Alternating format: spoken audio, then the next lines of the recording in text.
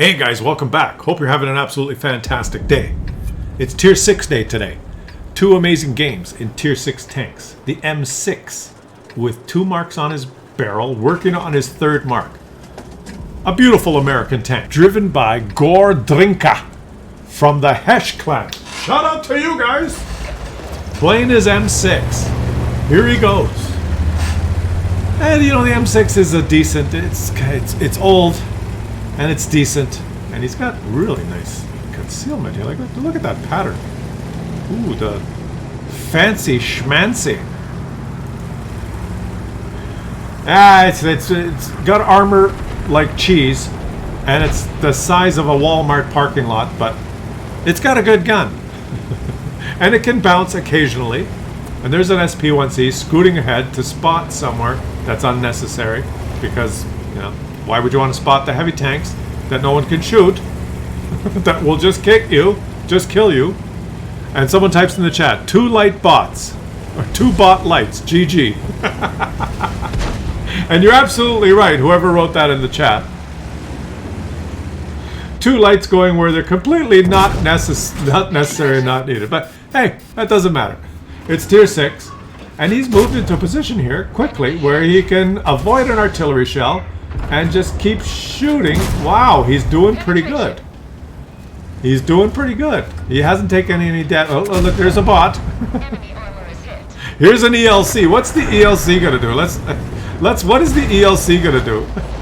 The ELC without a turret. It's just like, what? Let's watch the ELC. What are you doing? The 2 light tanks. To them, they're just tanks, right? They don't know. They just started playing this game. There's the ELC. Let's watch.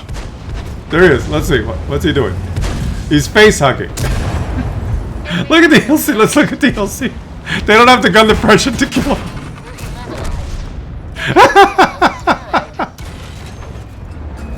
The ELC's still alive. This is SP1C rams the tiger. The ELC's still alive, guys. The ELC's still alive. He's stuck now. One of the enemies wants to shoot the ELC. Oh, did they get him? No, yes, they did. 2 bot light tanks. GG. That's what we should call this video. At least they worked together. They coordinated their efforts. They both went after the enemies together. They said, charge! Focus fire! And now he's getting shot by artillery, and everybody's trying to help his team. He's ammo racked. Take a shot. Oh, and he's lit him on fire, but the guy had a fire extinguisher. He's trying, VZ. He's trying, but he's ammo racked. He can't even squeeze through these 2 dead tanks. Go, squeeze! Squeeze! Oh my god. What a ridiculous display, those light tanks. I mean, there's certain positions that light tanks can go, and there's certain positions that light tanks should not go. If you're a light tank, especially at the low tiers or high tiers, don't go to the typical heavy tank choke point. There's no value in you doing that. You're not going to bounce any shots. You're not going to really do much damage. And even if you spot them, usually those choke points, no one else on your team is going to be able to shoot them, so you're not going to get any spotting assists. So go anywhere else and spot some medium tanks or some TDs that are crossing in the open. But that was funny. Can he take a shot here now? Aim your shot. Aim. Yes. Enemy armor is damaged. Enemy armor is damaged. Oh, look at this. A Cromwell. Where is he? Right there. Oh, that went too high. Okay, he's got to back up. Once you win this flank, let's look at the minimap here, guys. Once you come down this flank and you win the flank, good job. Then what do? Well, if you keep proceeding, look at the minimap. If you keep going in these directions here, you got campers here, here. You're gonna die. So once you win this flank, good job. You've gone as far as you can go. Look at the rest of the map, and you have no choice but then to retreat and go somewhere else. You have to. Otherwise, you just die. So he has to retreat. It's gonna take some time. Let's see what he does. Unless the enemies make themselves targets, which is possible. Like this enemy here is Making himself a target, but you missed. Find another target. Don't have to find another target. He's still a target, and I think you hit him. 8-7. It's a very close game. But the big mistake with people that win this flank and then they push forward is it's called pushing it into the enemy guns. You don't push into the enemy guns, especially when the enemies are in cover or concealment. It's like charge, right? It doesn't work. Over the top, man. It's not a good strategy. So he's choosing to just stay here. I would go around, right? He could have been all the way around here now and then fighting on the other flank. But let's just see what he does. He's got almost no HP. He's only got 39 HP, and he spotted. Oh ho ho! Oh, I wonder how he. Okay, who? Let's watch that again. Who spotted that guy? Let's watch it. Look at the white circle. Was it the VZ-44? Was it the VZ-44 that spotted him? Okay, he's... Look where he is. It was not the VZ-44. He can't see them through the rocks. So somehow he spotted the SP-1C even right at the edge of the white circle after this SP-1C fired. The SP-1C has probably 5% concealment after he fires. I'm just going to guess. So this guy must have 445 meter view range plus 5%. He must have his tank equipped with very good view range to be able to spot a light tank right on the edge of the circle like that. Didn't spot him while the tank was stealthy, but once it fired, now, even if the SP-1C had 0% concealment after firing, to spot him at 445 meters, you need 445 meter view range. So if it had just a little bit of a few percent after firing, he's got view range over 445. But you run the risk now, knowing that that little guy is the little guy's still alive. If the little guy does not fire, he could detect you before you detect him if he doesn't fire. So you don't have any HP, and this is a little bit scary position now. Take some blind shots. I think that SP-1C has gotten away. You just retreat, buddy. You've won this flank, and I rest my case. This is the typical behavior of, or the typical playstyle that you see on this map by a lot of players. You win your flank, GG, good job, but now it's time to do something else, and you've wasted like 4 minutes, right? And in those 4 minutes, maybe you could have driven all the way around here. I know it takes time, and it's far, and you want the game to be over in 2 seconds, but you might have been able to get in a position here and churn through those guys too. You might be up to 5,000 damage. I don't know. You know, being an armchair quarterback is easy. Talking about the game after it's already happened is easy, right? I could do the pompish douchebag commentary. Nice shot. Obviously, the enemy is just sitting in this bush, and it's just a matter of me to move to this corner and take a blind shot. Got him.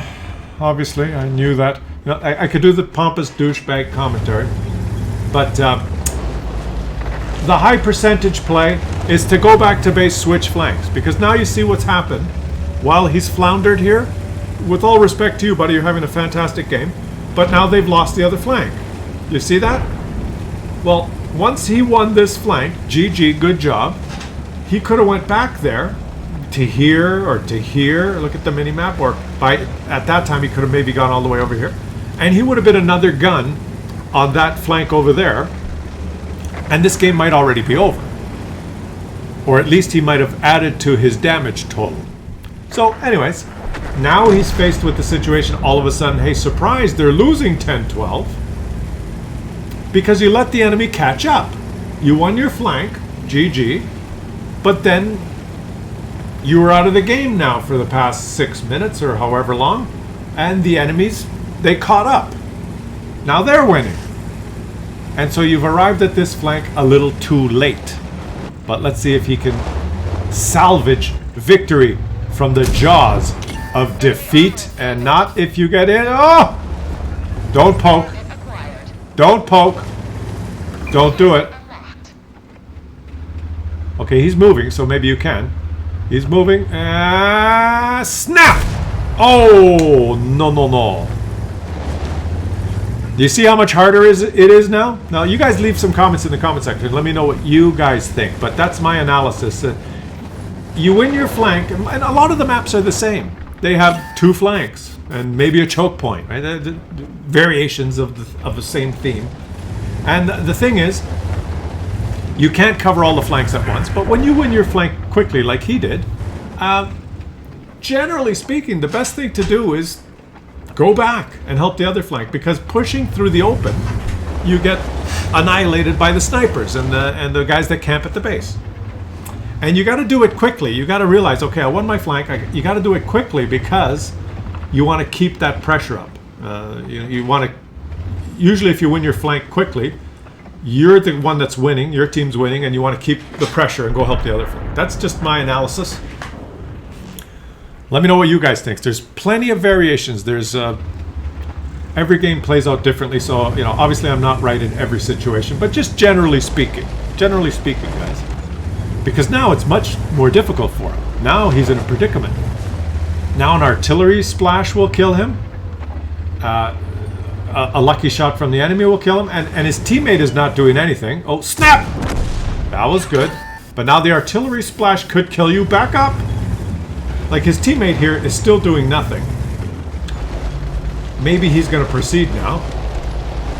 Maybe he could go kill the artilleries. Now that there's really only 2 artillery and an M2Y. There's the M2Y. Shoot him in the kappa.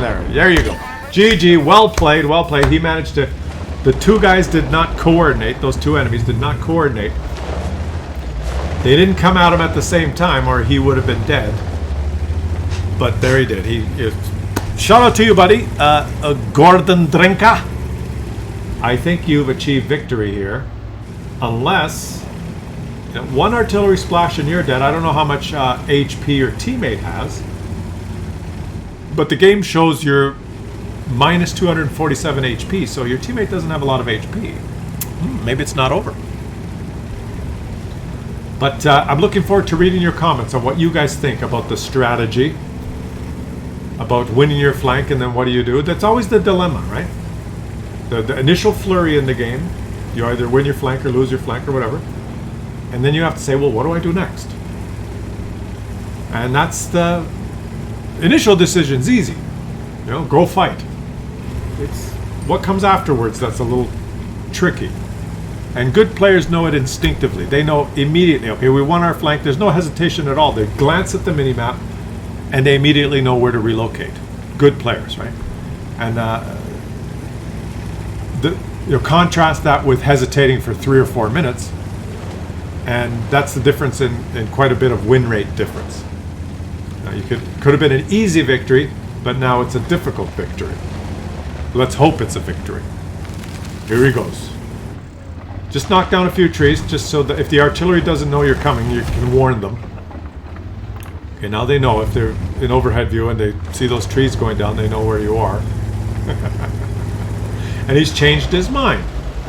So knock down a few other trees so they know you're going the other way. Maybe this big poplar right here. Oh, he's being sneaky. Oh, you sneaky. He's knocked down the trees to let them think he's going that way, and now he's going the other way. But you're running out of time. I'm not sure why you're going this way now, but let's see what happens here. They got to kill 2 artillery. And they're both very low on HP. His teammate is saying SOS, SOS. Okay, well, he's coming. He's coming as fast as he can. And I bet he wishes he had that extra 4 minutes of hesitation now. Because he could run out of time. And this could be a draw. And a draw is like kissing your sister. And who likes to kiss their sister? Alright, here he goes.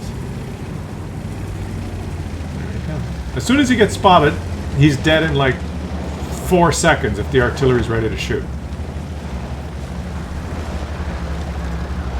I thought those were artillery shells for a second there, guys. There's the Grillet. He's spotted. And where's the other artillery? The other artillery ready to shoot? That's about 5 seconds. The other artillery's a Muppet. Okay, good. The other artillery's a Muppet. He didn't even fire his gun. Oh, you muppet. Now they better hope they find him, because if he's anywhere else, they're going to run out of time. There he is. You muppet. You muppet. It's time to start the music. It's time to do it right. It's time to kill the SPG on World of Tanks tonight. Well played and well-deserved third mark of excellence. These two guys, 12 kills. They didn't platoon. That's too bad. And he lost credits. Noodle Salat from the PBLW clan. Shout out to you guys. Is his name.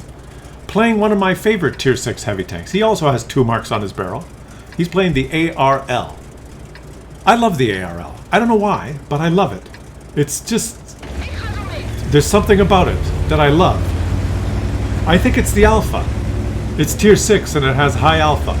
Let's watch this. 2 tier 6 games. Get out of the way, KV2. What are you doing? Get out of the way. Look at this thing. Alright. Why do I love the ARL? I don't know. I had such good luck in the ARL. And like I said, I think it's the alpha. Boom. That's good alpha. Eh?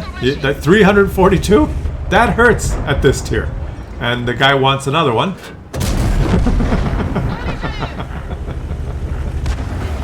I guess that's why I love the ARL. The ARL is just a beast, guys. Oh, you do not want to get hit by a KV2. Oh! Another Muppet KV2 shooting AP. HE was nursed. Nerfed? Guys, HE was nursed. I'm losing my voice. I've been talking too much today.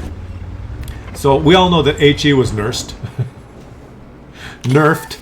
And because it was nerfed, a lot of KV2 players are shooting AP now. And doing 0 in a KV2 with that reload. Shoot HE. You know, and if it pens, if Wargaming says yes, you'll have fun. And if Wargaming says no, you won't have fun. But at least you can have those hysterical laughs when you roll 900. Don't shoot AP. I guess. Maybe there's certain situations where maybe AP is okay. But this ARL has only taken a few shots. And he's done almost 1,500 damage. And he's doing it perfectly. Because he's angling his front. Take the shot. Beautiful guy. 343. Wow. He's pulling forward and angling his front. Maybe they'll shoot him in the outside track wheel, which will do nothing. Maybe they'll shoot his front plate, which is actually fairly strong. Boom. 326. Don't side scrape in an ARL.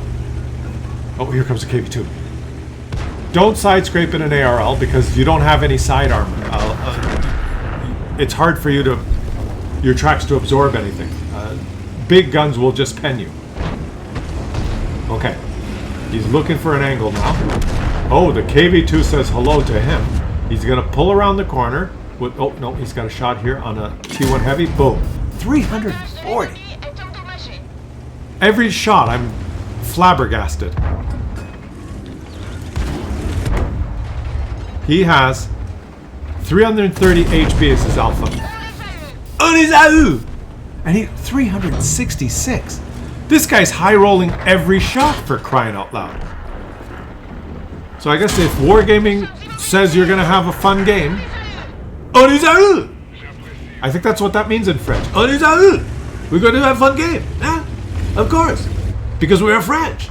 The French are better. More smarter. And the derriere is less big than the American. Big, fat, Coca-Cola drinking, burger, French fry eating pigs. Okay. T1. A little bit of 336. I love my ARL. You guys know what that reference was?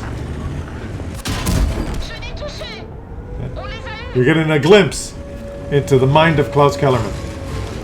Just a glimpse. The score is 9-8. They're losing by 1,000 HP.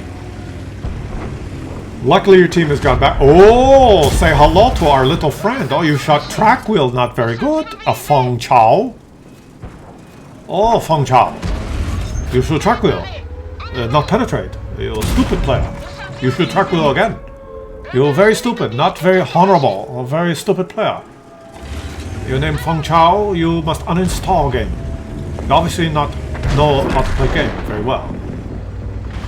And shoot this guy in the ass. Boom. The first low roll. 296. Imagine that, guys. A 296 low roll. And what is your teammates doing? Are they not going to reset? There's 3 of them in there. Oh, Panther. Oh, Panther. Oh, you like it up the ass? Oh, Panther. 240. You notice, as soon as they're at the risk of losing, the low rolls begin. As soon as they're ready to low... And as soon as it's like obvious that they should lose, the low rolls start. It's just... It's uncanny. Wargaming? Is that random? Close, it's random. He just randomly high rolled every shot while he was winning, and then when they were losing, he started low rolling and missing. Just randomly. But now they're winning. The score's 14-12, so he bounced the shot, and snapperoonie. It's just he randomly hit that snapshot this time. It's all random. It's not manipulated. It's just a conspiracy theory. Well done. Well done. He ends up with 5,556 damage, 7 kills, and the Russian math. Thanks for watching, guys. Leave some comments in the comment section. Let me know which game was more exciting and which player was more deserving of the epicness they performed, if that makes sense. And if you enjoyed the videos and been watching for a while, please subscribe to the channel. Help the channel grow, and I will catch you guys on the next one.